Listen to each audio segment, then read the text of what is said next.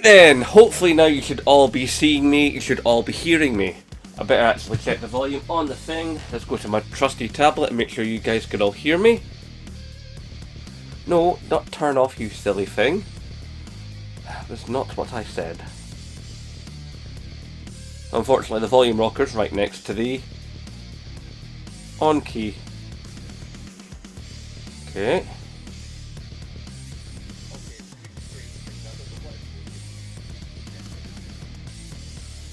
It seems to have gone back to the beginning of the stream.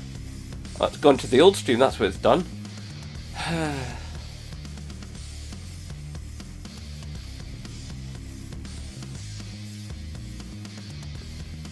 Right, there we go. It's actually working now properly.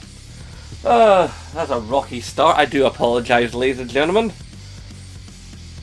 But when you're working with limited technology because you're skint, these are the way these things go. Now, hopefully in the next few minutes, some people will turn up. I can start answering some questions and people can get to know me a bit better.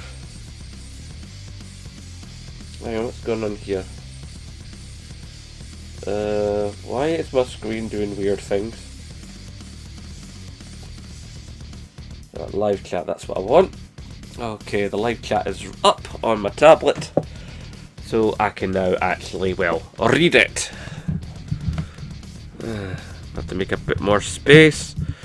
Not enough room on my mic stand for my tablet, my controller, and my tablet. Okay. So, hopefully now you can all see me and hear me properly.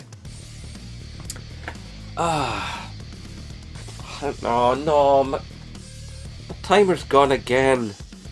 Well, let's call it 45 minutes. There we go. So that gives me, because you can only do captures of 59 minutes and 59 seconds on Share Factory Studio. And because I intend to edit this later, after the stream, so then it's like a VOD nice version with music in the background and proper on-screen annotations and stuff, so there's two versions of it, like I did for the 500 stream. It should all be nicey. Right, anyway, where was I? Actually, do a couple of things here. Right, so let's see, is that going? Yeah, that looks good on phone and on tablet. Alrighty.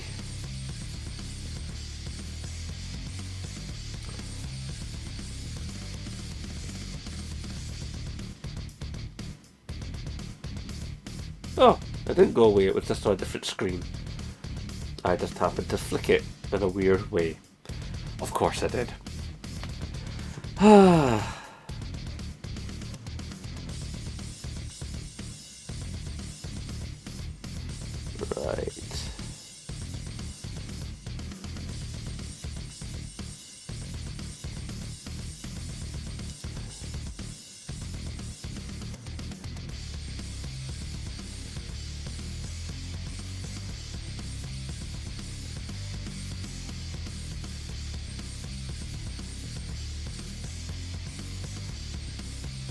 Okay, live now in the community posts.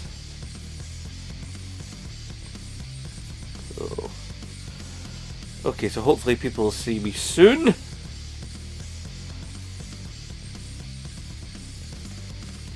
Can anybody actually there see me and hear me, or is it just me talking to me?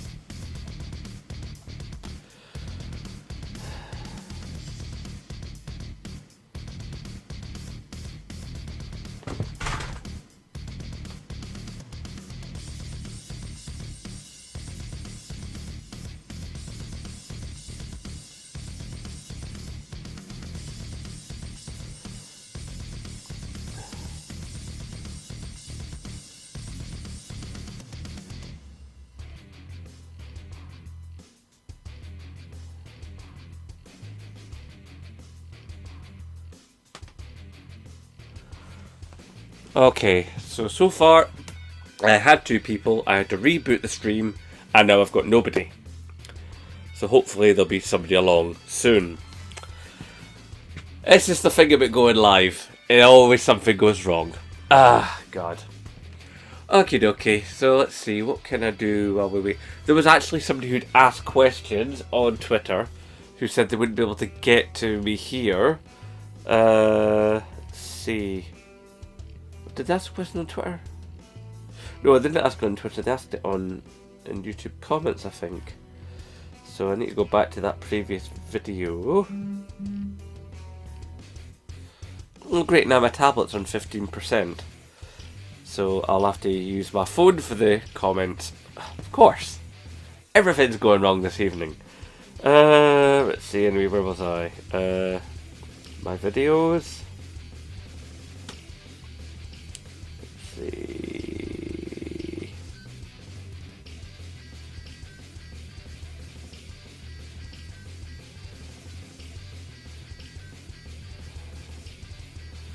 Okay, it wasn't there. I think it was in... It definitely was in my YouTube Studio app, though. So we'll go there. Hopefully we can actually get the comment. Let's see... Where were we? Let's see, publish comments.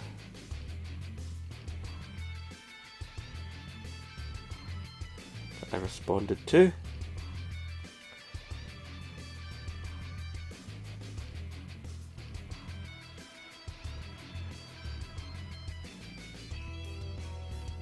That's right, yes.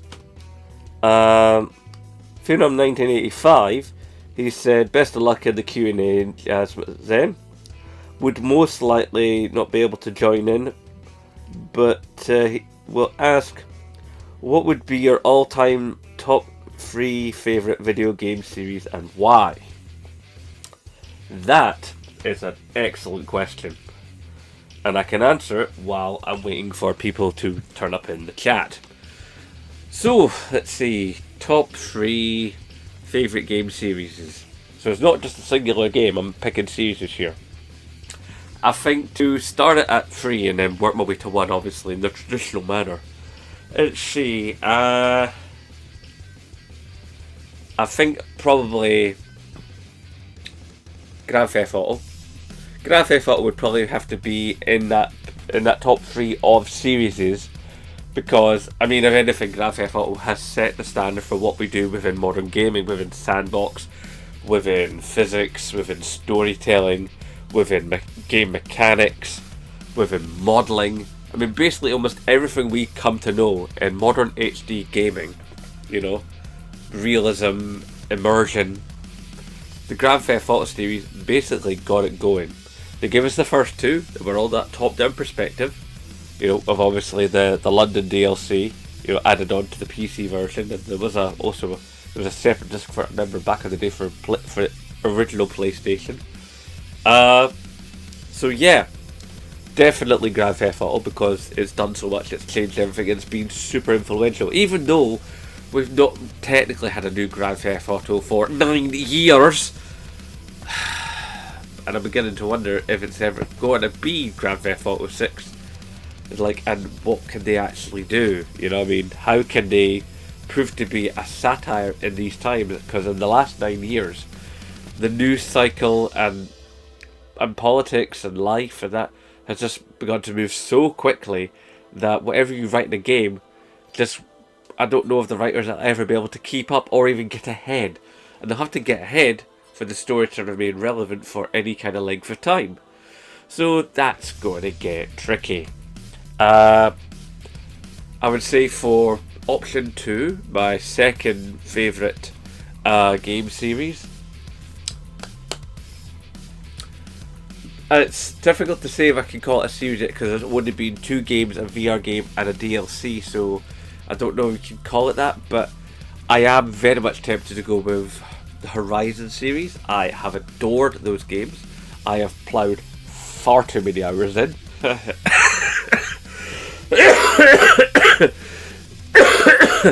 told you it was called Live and Lurgy. Oh dear God. Yeah. So yeah, where was it? Oh yeah. So Horizon has just been awesome. Aloy is amazing. In fact, in that recent video I just did, I was discussing why I think Aloy is fantastic and why I love the Horizon series. Honourable mention, though, has definitely got to be Watch Dogs. I have thoroughly enjoyed the Watch Dogs games. Aidan Pierce withstanding. Yes, he's a curmudgeon and he's not very good, and his motivations are a little bit suspect because, these people killed my nephew, so now I will hurt their families. Yeah, you're not really making a lot of sense there, Aidan. But the actual games themselves have all been really, really top notch. And I especially loved Legion. But when it gets right down to it, if I'm taking a favourite franchise of all time, then it's Assassin's Creed. Because I have played most every Assassin's Creed. And the ones I haven't played... Hey! Good, you found the new version, did... Yeah, all went a bit weird with the technology, but I've got it going now. I'm answering a question that a viewer sent in before the stream, because he wanted a question answered, even though he couldn't attend, of my top 3 favourite franchises. So you've caught me at number 1. I'd gone through GTA, and thank you, brother. And I'd gone through Horizon with an honourable mention of Watch Dogs. So, but now I'm rounding out with Assassin's Creed. Now, I played the first Assassin's Creed. Now, what's interesting is when I played the original Assassin's Creed, I played it in my brother-in-law's bedroom one Christmas. I was hiding from the family because I was bored and I was trying not to annoy people. And my brother-in-law, he had a PS3 like I had a PS3. I'll get to that. And I just didn't gel with it. And then, about 6 or 7 months later, one of my friends, he was just giving away a bunch of games because he's generous like that. That's my mate Colin. He's just one of those uber generous guys. And ended up again with Assassin's Creed, but this time it was on my system, in my house, on my PS3, on my telly. And because I actually had the time to sit down with it and really just dive in and get a hold of the controls, the game just took me. I loved it. Even though it drove my wife mental every time she had to hear about the Teutonic Knights, da-da-da, Teutonic Knights, da-da-da. And like in the repeating dialogue, it drove her insane. And God love her, she put up with it. And she put up with me.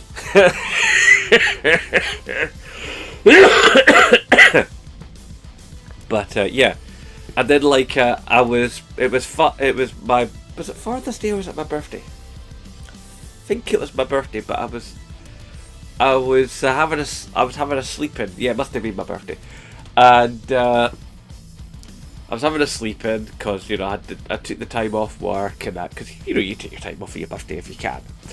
And I woke up to my wife and very young son at that point, who come in to give me birthday presents. Yay! It was really nice.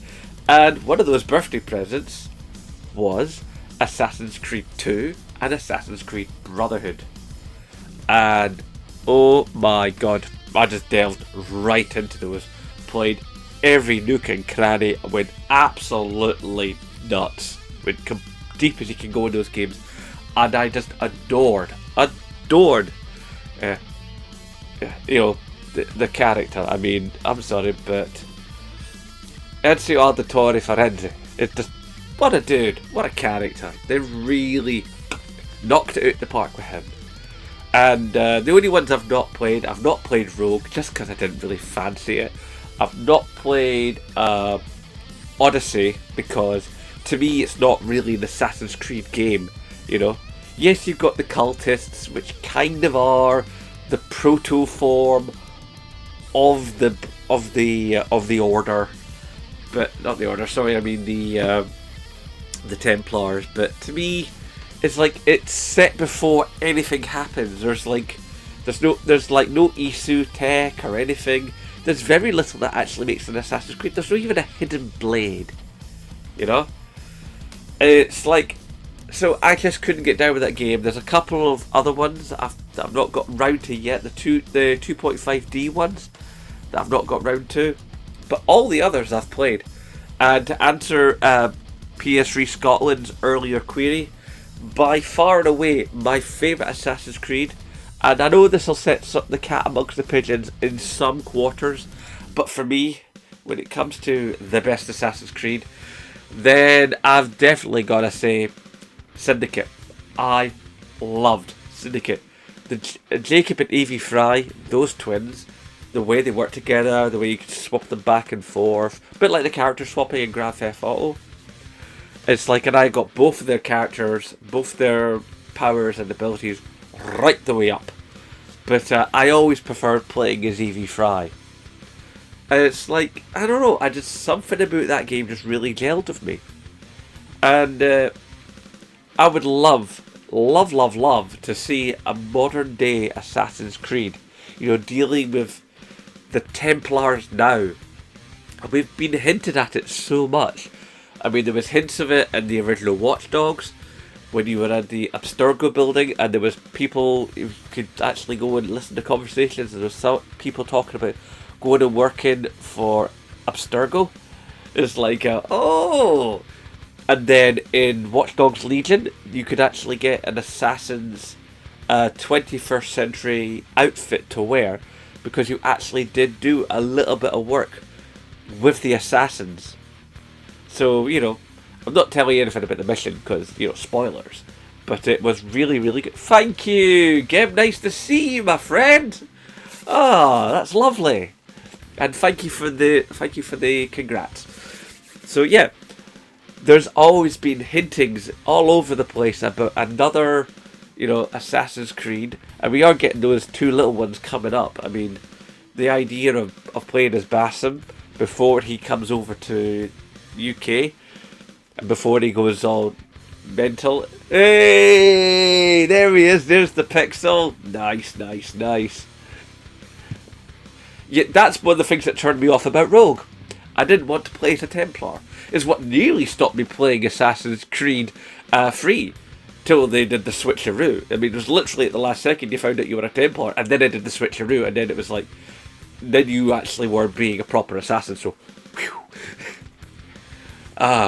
But I will have to say, when it comes to the Assassin's Creeds, there is one which, Black Flag is literally where I was coming to next. Black Flag was wonderful. I mean, the ship combat really evolved, the characterization was great, the story was really quite good, most entertaining. In fact, I'd even say it had a deeper story than Assassin's Creed 3, because Assassin's Creed 3 had a very deep story if you got into it. But Black Flag was really something different, because it was a rogue's tale, there was something about it. But the one thing I will say, if you go back and you play Black Flag, for the love of us all that's holy, to the gaming gods above, don't play Freedom Cry, the DLC that came afterward. Honest to God, it's a heaping, stinking, bug-riddled pile of dog do.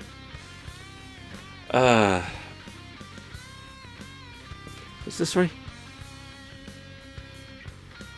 Well, you start as not technically an assassin, but then as Connor goes through, he begins to take on the mantle of the assassin, and he is, he works under the assassins, and they actually they bring him into the order, and by the time he's done with it, he is an assassin.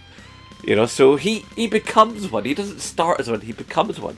And I like that, The same can be said with Edward Kenway. He becomes an assassin. In fact, Edward Kenway becoming an assassin in the Trevi Tree is a drunken mess. And an entertaining one of that. Kind of a bit like Captain Jack. It's like, do we have an accord? Like, there's a reason I called this the Live and Lurgy. I am rotten with the gold boys. Okay. It's like, hang on, I've lost my point now. Yeah, so, but, Freedom Cry, when you play the little side story for Adewale, he's brilliant. His story is actually quite a good story. The missions are a little bit cut and paste, and it would be great, except the whole thing is just a bug-ridden mess.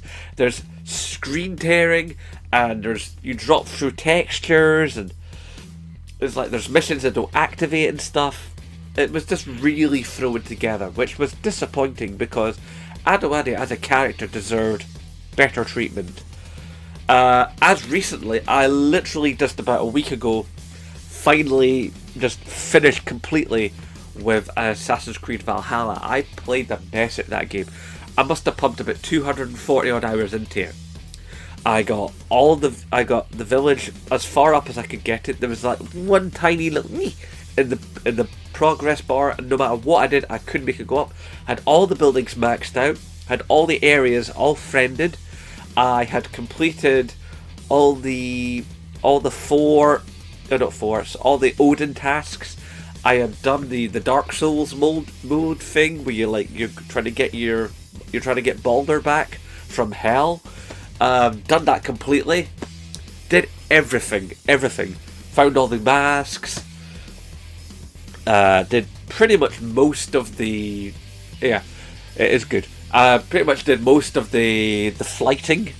Found so many treasures, so many armors. Had my armor, my weapons, everything up to maximum. And never at one time did I feel the game overstayed its welcome. By the end of it, my Eivor was stupidly powerful. Yeah, I smashed Valhalla, mate. It just like I loved it, and I really just got the bit between my teeth, and I just went in there, just went nuts. But that's what I do with Assassin's Creed. That's what I do with all my games. That's one of the reasons why when I'm playing games, it takes me a long time, because I'm squeezing games in between work, family, okay, doing household stuff, trying to be a parent, trying to be a husband, and making content for you guys. And somehow in all that, I find time to play video games. Not to mention making content for the Redbubble store, tweeting like a crazy person, adding stuff occasionally onto the Pinterest. Because if you don't know, I have a Pinterest, so basically anytime I make a thumbnail that I think is particularly sweet, I stick it on the Pinterest. So you get a nice high-res version of it. Okay, I think I've covered quite handsomely my top 3 favourite franchises in gaming. Now we've got a decent amount of people in. Has anybody got a question? You want to get to know Zembloke a bit better? PS3 knows me quite well. He was here for the last stream, and he's been watching for a good couple of years now, so I think he's got a good idea. So Pixel or Gib or Chloe, if you're still in, somebody ask a question. Let's see what you want to get to know about me and my gaming habits. You know what I was actually thinking of doing? I've got a little pack of cards up in the bedroom, and they're basically got gaming trivia questions, and I keep meaning to do a stream when I have those on.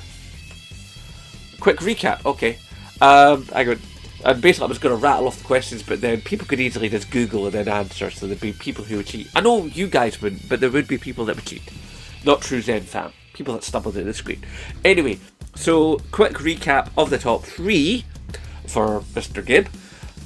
Was basically starting with Grand Theft Auto, because Grand Theft Auto.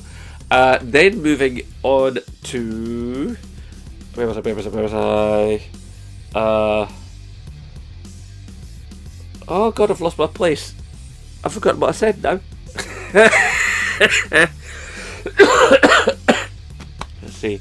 Hang on, I did an honourable mention of Watch Dogs. Oh yeah, Horizon. The Horizon was number 2. Honourable mention of Watch Dogs, and then Assassin's Creed. There we go, Gib. That should sort you out, pal. By the way, I don't know if the sound quality is good, because basically I'm going purely on my microphone here. I've not mixed the... There's going to be a mixed version of this afterwards with like annotations across the screen and stuff. I mispronounced Bioshock?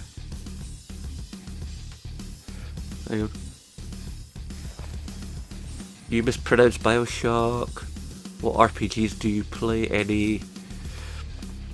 what, roleplay games? I'll play just a bit anything I can get my hands on. To round it out for you, Pixel, basically the only things I won't play are football games, because weirdly, as a Scottish male metalhead, right, I don't drink, I don't smoke, I don't have any tattoos, I don't have any piercings, and I just cannot be bothered with football. It's just never hit home for me. I've just never understood the Scottish fascination of my fellow countrymen for football. We suck at it, and it's like, and I don't know why we're into it. I don't know why we throw so many of our cultural resources towards it. Oh, you were pointing out the Bioshock trilogy. Well, fair enough, because they are good. I mean, I absolutely loved Infinite. I mean, the whole Skyhook thing in that, and Elizabeth Powers, Booker, and brilliant, absolutely brilliant. That's one of those few games I've played twice, and that's not often I say that because, time. Where was I? Yeah, so, but the only things I don't, Infinite for the win. But the only things I don't play, like I said, football. I like racing games, but I like my racing games arcadey or weird. Like I like Burnout. I love Burnout, or I like like I like something like, say, Mod Nation Racers. I loved that back in the day. I quite like stuff like I can go a little bit with like what's that? The Dakar racing thingy from a couple of years back. I played at my mate's house. Oh, I forget the name of it now. Wreckfest, go with that. But when it's something like, if it's like Gran Turismo, or have I got my hands on an Xbox Forza, it's like, or even the Horizon racing series. I can't really do hardcore simulator driving games. They just don't gel well in my head. Maybe because I don't drive, I don't know. But I've never really got down with those. Ridge Racer, loved those back in the day. There's your idea. I don't play any of the CODs just because I just don't get down with the CODs. They just never really made it for me. But some of the ones in the early days of PS2, but all the recent ones over the last HD years from PS3 up, it's sort of like, they're just not for me, especially as a lot of the community there is really, really toxic, and my gaming time is precious. It's like and I just don't want to be in a lobby with a lot of sweaty tryhards telling me to get good. It's just like, no. My gaming time is small, it's compact, and I want to have fun with it when I can, and that's not fun to me, so I just don't. What else? Oh yeah, Fortnite. I purchased a PS5. No, am I wrong? You're not wrong, but you're also not right. I'll come back to that in a second. Where was I? Yeah, so I don't like Fortnite. Nothing wrong with Fortnite for those that love it, but it's just not for me. It's never really hit me. It's never gelled. It's never gone, ooh, play me. I've just looked at it and gone, nah. And Minecraft now, don't get me wrong, I love to create stuff. I mean, that's why I got into the ground floor with Dreams. I love creating stuff, although admittedly I couldn't make Dreams happen. I guess I'm maybe just not smart enough or something. Anyway, but my boy loves Minecraft. But other than that, then there's almost nothing I won't play. It's like, I'll have a go at stealth, I'll have a go at racing, I'll have a go at battlefield simulation, you name it. It's all good. What was that? Got soft spot for Fortnite. Oh, soft spot for Fortnite. Yeah, but if that's where your happy happens, Gib, then that's cool, brother. You got to make your happy happen where you can. Life is short.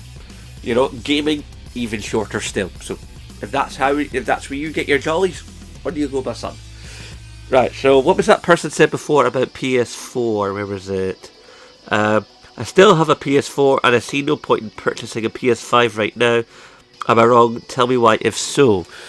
Okay. Now, basically, Pixel's put a lot in there, which is very true. The fact of the matter is, the PS5, taking away its technical specifications, the fact of the matter is that it's a very quiet system. It's a very nice looking system. I'm personally one of the people that thinks it's just digital sex. The controller is a leap above any other controller on the market. It's that simple. The DualSense, honest to God, I've never had a controller like it. I thought that when I first held the DualShock 4 that controllers were never going to get any better than that. I really honestly did. I thought they'd hit the sunlit uplands, the zenith, depending on your point of view, of what a controller was and how it could be formed and functioned and what it could do within it. That's right, Pixel, you my boy! Right? But there's the capabilities and the expandability of what we can do with gaming thanks to what the DualSense is able to achieve, I think will completely move things forward.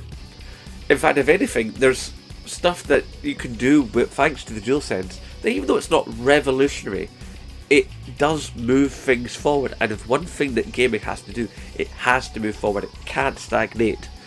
That's why we have to be welcoming of other cultures and other people who weren't traditionally gamers becoming gamers. You know, people, you'll get those people that are always like, "Oh, I'll actually playing in Call of Duty. That's not right. Make me a sandwich, love." No, I'll tell you something for honest, right? Some of the best snipers I've ever met, like in the Division, some of the best snipers, women. Seriously, there are some incredible women gamers out there. And there are some incredibly rubbish male gamers out there. People are people, it's that simple. I've never really classified myself as a Sony pony. I'm a guy that happens to have just played mostly on PlayStation. If I could get the money together to own an Xbox, I'd love to have a Series X. You know, it's a very, very good system. It's a highly capable system. It's incredibly powerful. However, I do believe that Microsoft are slightly squandering the potential of that system, which is a shame. Real shame. They've got more controllers than they do have games. I mean, it's just ridiculous. I would love to play some Halo. I hear very, very good things about it, and I do like a first-person shooter. I've played many first-person shooters. Although I don't know how good the content creation software is, so I don't know if I'd have to record the gameplay on the system and then move it down to a stick, and then from the stick to my PS5 to make videos from that. I don't know what that's like. I knew what it was like on Xbox One because my friend Big Kahuna, when he was a YouTuber, he used to do the virtual green screen and stuff, and he gave your boy Zemblock a little bit of a push, you know, so some of the community got to see me a little faster than what they would have, which is one of the reasons why I set up the hashtag Support Scottish YouTuber series, which a good number of you in the chat have been beneficiaries of. Oh, that's cool, bro, that's cool.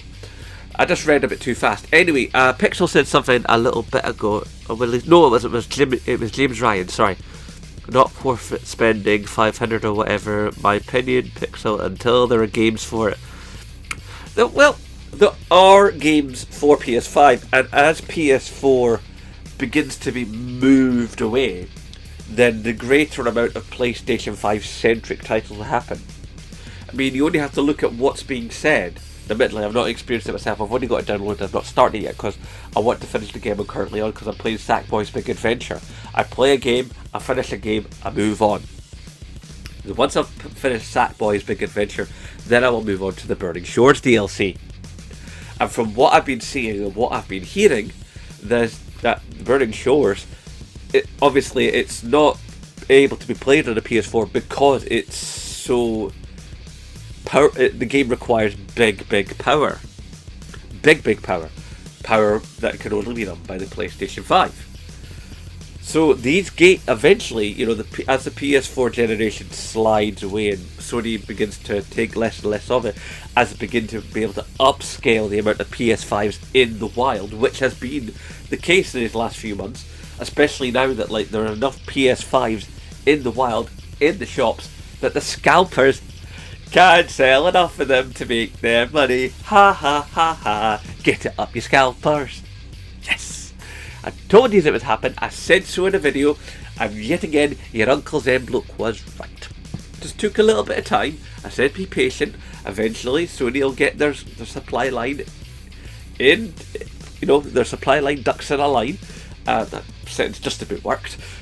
And then before you know it, there'll be PS5s in the shops, and then the scalpers will have to sell at a loss, which is what is happening now. Pony is a compliment in some circles, but not always. Where was I? Oh yeah, so yes, the PS5 is expensive, but then all new tech is. In fact, the PS5 is one of the first pieces of tech I've ever seen go up in price. But it's a consistent theme in technology products in 2022 and 2023. There have been a number of devices that have gone up. The Oculus Rift went up. Some of the Apple phones went up post-launch. And there's been a few other tech items here and there in the last sort of 12 to 18 months that have gone up in price. Now, does it suck? Hell yeah. But, you know, the developers of these bits of kit know that, like, they have to push up the price. The reason they feel they have to push up the price is because, you know, with supply issues and with, you know, the cost of, like, of everything's gone up for everybody, you know, because we've managed to completely screw up our economy, you know. Then the pandemic obviously did not help, you know. I mean, that really made a lot of things just go, ooh! But it also pushed demand in really odd ways. I mean, would the Switch have been as popular if not for the pandemic? Is a big question, and maybe someday I should handle that in a video. But eventually I think the PS5 will come down a bit in price, and it has to come down in price, as does the PSVR 2. In fact, I think that what they need to do is they need to do a bundle where both things are dropped in price each by at least 50 if not 100 quid on each thing. You know, so you buy the whole lot for, like, say, let's see, PS5, drop that by to 400, drop the PSVR down to 450, so the whole thing for 950. Throw in a game as well, and I think once you've done that, then you'll actually start to shift some units, and by that point, you know, hopefully you've got it to the point where there's actually more PSVR 2 units available, which is about to actually happen. They're starting the process of getting them into actual retail units instead of buying them directly from Sony. This was a thing that was said earlier today. I forget where I read it. But basically, soon you'll actually be able to go into an actual shop and pick up a PS5, which means if you're like getting it from Game or whatever, and you have a game card, which means you can earn some points from that sucker. Right, let's see if there's been any questions, because I've been talking some pretty hardcore there. Let's see. It's in line with inflation. PS5 is extremely reasonable. I'd agree with you there, Pixel, yes. The Switch is mostly popular because Nintendo hasn't released a new console. Oh, talk the truth there, Pixel. Speak the truth, my son. I mean, how old is the Switch now? I mean, let's see. The Switch came out... Oh god, when did the Switch come out? It came out a good wee while ago now. Let's see. It's got to be knocking on for what, like 5 years? At least. If somebody in the chat knows, then please obviously say how old the Switch is. And for a Nintendo system, because Nintendo never really prioritised power, that's going to be a problem, especially considering that so many games running on the Switch are having problems because the Switch can't keep up. You know, they have bigger games coming with higher levels of complexity, and the Switch just can't do it. So there has got to be, at some point, you know, a next system for Nintendo. Nintendo's big problem is they don't know how to follow up the Switch because they can't afford to do another Wii U. The Wii, we all know that the Wii was a huge success, but the Wii U, oh dear God. Right, let's see what else is being said here. Okay, no new comments as of yet. Right, oh god. Well, we've only got 10 minutes left in the stream. Actually, no, wait a minute, because the timer at the bottom of the screen here is saying 39 minutes. So, 6 years old this year, and as you said, it's not even true 8th gen. Yeah, I'd agree with it, it's not true 8th gen. Hang on, I'm going to have to bring up my phone here, because my tablet is on 5%, and it makes it hard to read the comments when the screen is beginning to go into power saving mode. Good. So just bear with me a quick moment. Rawr, bear with me. Sorry, I love that joke. It's a stupid joke, but I love it. Let's see, live in Lurgy.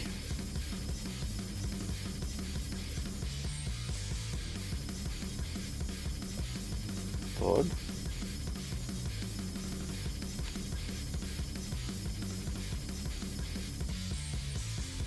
Oh, let's go with the previous version. I want the live version.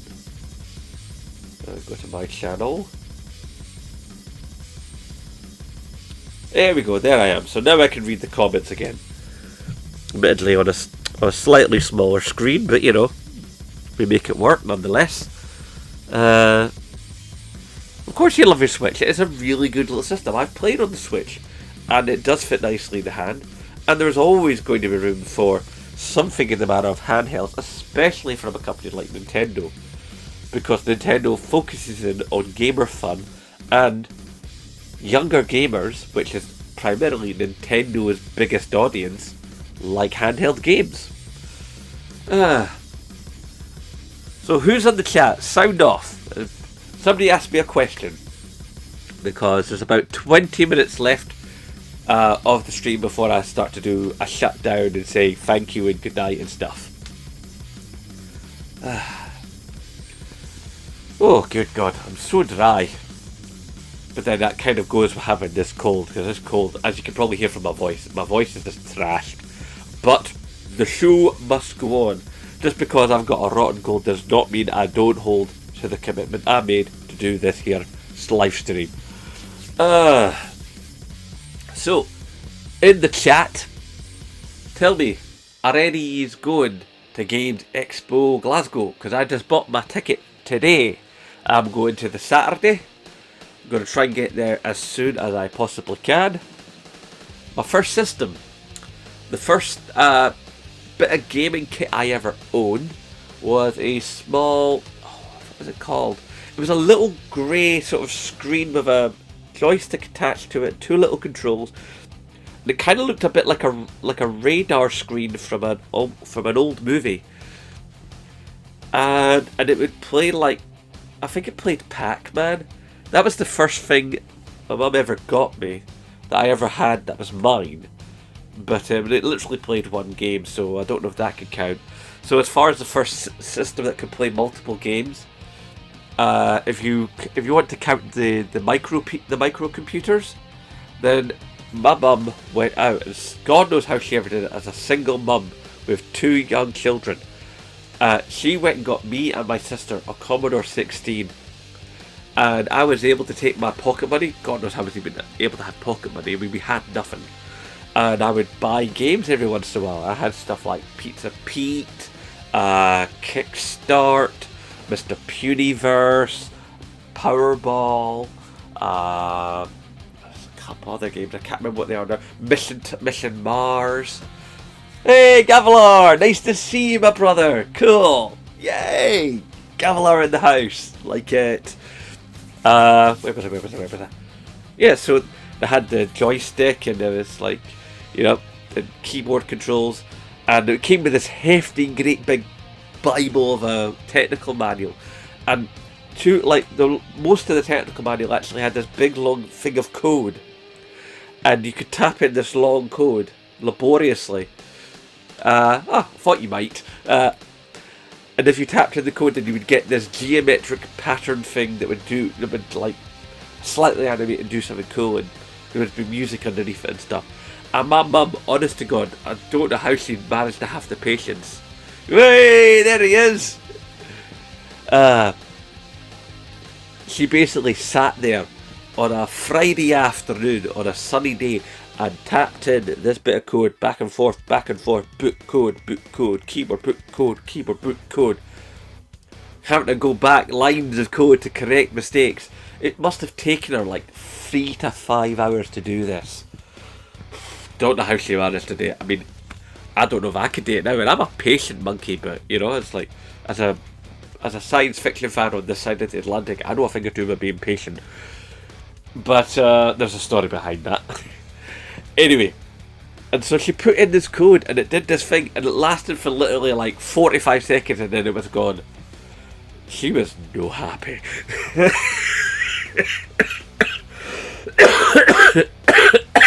And she had everything right now to be happy. All that effort, all that work for that. Kind of a bit like the end of the first Tomb Raider game. You do all that work, you do all that fighting, you do all that bouncing, you slide on that thing. Aye, fair play to my mum. She left us like about 4 or 5 years ago. Miss her, but that's life. Anyway, the Commodore 16, not the 64, the 16, that was my first system. But the first system I ever owned and bought with my own money, that was mine completely, was my original, first generation, original SKU with all the ports on the back, PlayStation. And that was me. Once I had the PlayStation, I didn't look back. And I was used to playing like Ridge Racer, Soul Calibur, and Tekken in the arcades. So I knew these games a bit, and it was great to have these games in my home on a system that could actually replicate the power of the arcades. And that's what I think PlayStation was able to do that set it apart from the systems that came before it.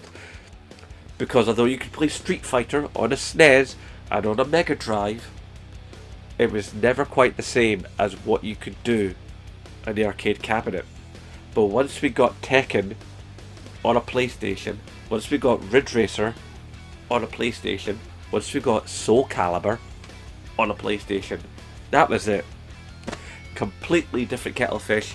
It was 1-to-1. In fact, if anything, some people would argue, and I would champion them in this argument, that when it came to Ridge Racer, it actually looked and played better on the PlayStation than it did in the arcades.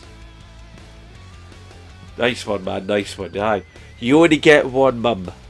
And mums are magic. I mean, the things my wife does as a mum, I'm like going, babe, in parental terms, you kick my bum. You are a better parent than me. It's that simple. I'll put my hand up and admit it. Women are awesome. I mean, they're smarter than us. They live longer than us. They make life. What do? I can lift stuff and I make videos. I provide for my family. Aye. My wife is way more amazing than I am. It's that simple. Props out to the women out there. Props out to the sisters. You make this species happen. It's that simple.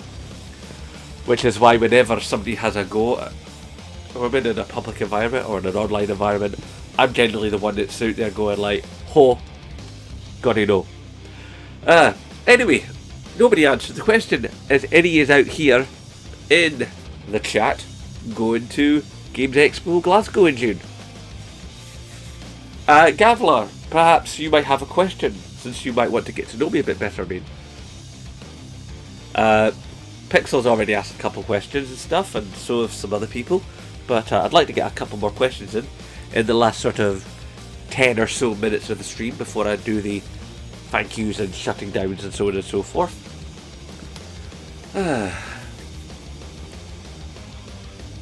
Also give my throat a little bit of rest. As you can probably tell, my voice is kind of starting to deteriorate because I've been talking non-stop for a little over an hour because the stream kind of decided not to want to work there for a minute.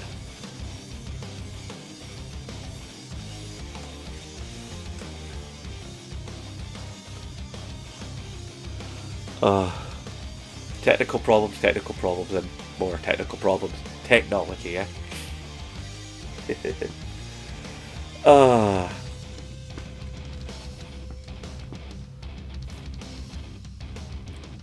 Here's a question to ask you guys, since you can all be typing in the comments if you want to, right? What would be your dream game if you got, like, a developer came to you with a blank check and said, right, you're obviously awesome, what do you want to make? I won't be got my first baby arriving around that time. You're going to be a dad, Cavalier! Dude! Welcome to the ride, son! Honest to God, there is nothing as fulfilling as becoming a father. It's something completely unlike anything you'll ever experience, and it's something else. I am so happy for you. You're going to be a dad, Gav. That's brilliant. so pleased for you, my friend. The one thing I will say, see your systems, get them behind wire now. Not once the kid has been born. Oops, hang on, there goes my alarm. That's basically the alarm for going, right, you better start to wrap this up soon. That's why I dropped my phone on the floor, my expensive phone. Right, where was I? Yeah, so Gavila. Before, when my kid was young, I had this sort of wire mesh stuff that was like centimetre squares with the wire being dipped in plastic. So there was no sharp edges. Okay, and I had that in front of my entertainment centre, so basically no little tiny fingers could get at the cable box, the DVR or my PS4. And that was there for a good number of years, even after my kid was, you know, a good bit older, because I trust him, but I don't trust his pals. And sometimes there'd be younger kids over that my wife was friendly with the mothers of, and those kids would come round, and I couldn't trust those kids because they hadn't been raised in the house of an avid gamer. So yeah, get wire in front of your system, because you'll be sat there with your wife on the couch, the wee one will be in front of you, and you'll be going, oh, I wonder when they'll roll over. God, they can roll over! And then you realise that once they can roll over, they can move, and once they can move, they can touch things, and once they can touch things, they can get them in the mouth. Or they can touch things and pet things in things. Admittedly, that's slightly less of an issue these days with digital systems and stuff. I mean, there's not really a lot of systems these days that have an accessible disc slot. I mean, if you have an Xbox Series S, you know, or you have the other PlayStation 5 that doesn't have the disc slot, then that's not a problem. You know, the only thing you've got to worry about then, if you have a PS5 as a small person getting up eventually, then drawn on the side of it. We've all seen that picture with the PS5 covered in the child's scrawlings and the Durex logo on it. We've all seen that meme. There's a truth to it. Oh my god, there's a truth to it. Hang on. So we got about 8 minutes left. I'm now going to bring up the stream again because I've lost where people were saying stuff. Congrats to Gavila from other people. Hey Pixel, do you have any kids? Because I know you and your missus have been, are been together a good while and stuff. Or are you just like living the NIMBY life? Not NIMBY, sorry. Dinky, that's it. Dinky, not NIMBY. That's not in my backyard. I meant to say double income, no kids. Let's see.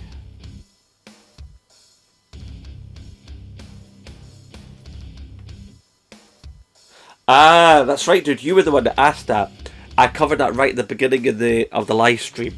However, once this live stream is finished with, which it will be fairly soon, oh my god, that's horrible. But you got 4 kids, and that's so wow. Yeah, dude. So yeah, where was I? Kids. Oh yes, the question. So yeah, I answered your question at the beginning to the video because there was not many people in yet, so I had to start saying something. But this video, once this live stream is done with, and it's actually being saved. That's why you're seeing it here in Share Factory. So once the stream is over, then I'm going to take the Share Factory footage and then turn that into an actual video. So there'll be 2 versions of the live stream. There'll be the unedited version, and then there'll be the edited version with music in the background and screen annotations and nicer sound. And the gameplay over there, back here, like how my videos usually look. So what you're basically getting here is this is how the sausage is made. Which is, for some of you longer viewers, you'll remember this is basically what I did for the 500 celebration live stream. I did this exact same setup, except at the time I had the old green screen, which was at the back of the wall, but now it's much closer, so I can have the camera pulled away a bit, so I'm less fuzzy, I'm now sharper, and I've got my lovely ring light, which with my ring light I can do things like, I can bring up the brightness, I can take the brightness right down, I like to have it about here, but what I can also do is I can change colours on it. Now admittedly, I've not really seen much of a use for the changing colours, but you know, it's a nice functionality to have. Okay, so there's about 5 minutes before I start to run out of recording time on the app. On PlayStation's Share Factory Studio. So I do thank you all very much for turning up. You have all been awesome. I'm sorry that the stream went a bit wonky at first, but hey, that's modern technology for you. Obviously, I'll do another one of these when I hit 700. So the sooner I've hit 700, the sooner you'll get another one of these streams. I do apologise to some of you people who have only just turned up. What, is my voice really breaking that much? Am I becoming a little bit unintelligible? Or am I just talking too fast?